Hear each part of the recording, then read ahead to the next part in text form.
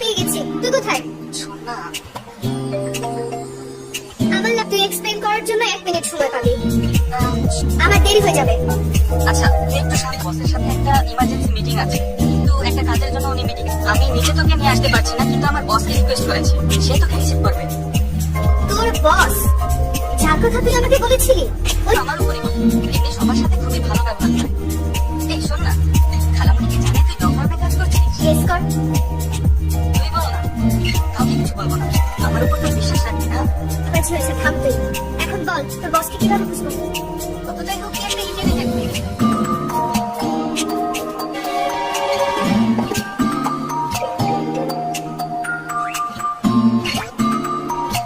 সম্মানের সাথে দেশে ফিরেছ?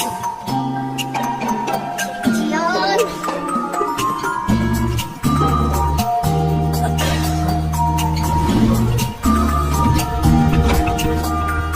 আঙ্কেল, কি হয়েছে? আঙ্কেল,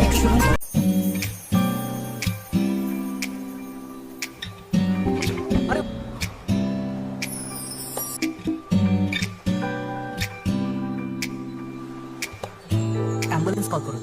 হ্যাঁ, ইমার্জেন্সি দুই লোক অসুস্থ হয়ে পড়েছে, অজ্ঞান হয়ে আছে, নড়াচড়া করছে না। আপনি কি উনি জ্ঞান হারিয়েছেন, মুখ বেঁকে যাচ্ছে, বমিও করেছেন, আর একদিক প্যারালাইজড হয়ে যাচ্ছে।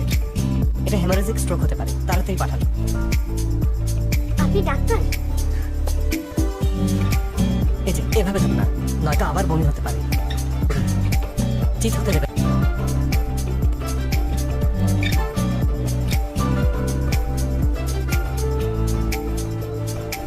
প্লিজ। হেমারেজিক স্ট্রোক, দ্রুত হাসপাতালে নিন। একটু ধরুন, হবে। মাথাটা সাবধানে।